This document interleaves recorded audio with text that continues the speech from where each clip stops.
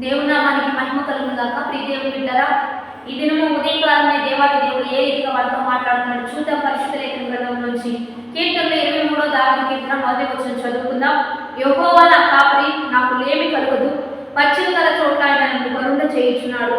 శాంతికరమైన జలముల యొద్ద ఆయన నన్ను నడిపించుచున్నాడు. ఈరోజు దేవుని బిడ్డలారా, యెహోవా నా కాపరి, నాకు లేమి కలుగదు అంటున్నాడు దావీదు.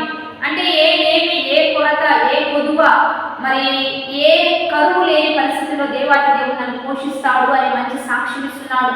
గాఢాంధకార లోయలో నేను సంచరించిన ఏ అపాయాలకు నేను భయపడను, ఎందుకంటే ఆయన గుట్టుకర్ర దండం నన్ను ఆదరించిపోతుంది. నన్ను ఎప్పుడు పచ్చిగా చోట్లే నడిపిస్తాడు. శాంతికరమైన జలముల చెంతే నా ప్రాణం నాకు సేద తీరుస్తాడు. కనుక నేను భయపడను, నేను అధైర్యపడను. దావీదు మంచి సాక్ష్యం ఇస్తున్నాడు. దేవుని బిడ్డలారా, ఆ సాక్ష్యం ఇవ్వడానికి గల కారణం యెహోవాని కాపరిగా పెట్టుకున్నాడు కాబట్టే ఆ కాపరి పరిరక్షణలో అంత దీవెన, అంత ఆశీర్వాదం, అంత మేలు.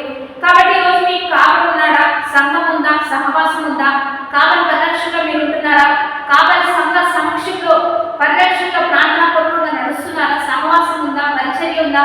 ప్రార్థన ఉందా? కలిసి నడిచే మంచి అనుభవం ఉందా?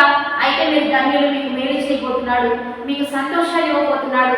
మీతో కలిసి నడిచి మిమ్మల్ని శాంతికరమైన జలములతో మంచి పచ్చిక గల చోట్లనే మీ ప్రాణాలకు సేద తెచ్చిపోతుండగా ఈరోజు ఆదివారం పరిశుద్ధ దినము దేవుని సన్నిధిలో చేరి ఆర్భాటంతో దేవుని నామాన్ని మహింపరచడానికి, ఆయన పరిరక్షణలో ఉండడానికి ముందు కొనసాగుదాం. ఇచ్చిన వాగ్దానాన్ని బట్టి ప్రార్థన చేద్దాం.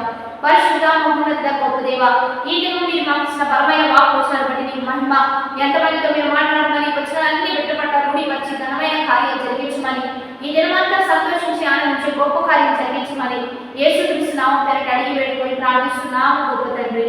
ఆమె మంచి లైక్, షేర్, కామెంట్ చేయండి. ప్రతిదినం వస్తున్న వాగ్దానాలను అనేక పంపిస్తూ ఉండండి. దేవుని యొక్క అద్భుతమైన కృప మీకు తోడై ఉండాలని మనస్ఫూర్తిగా కోరుకుంటూ హ్యావ్ ఎ బ్లెస్డ్ డే.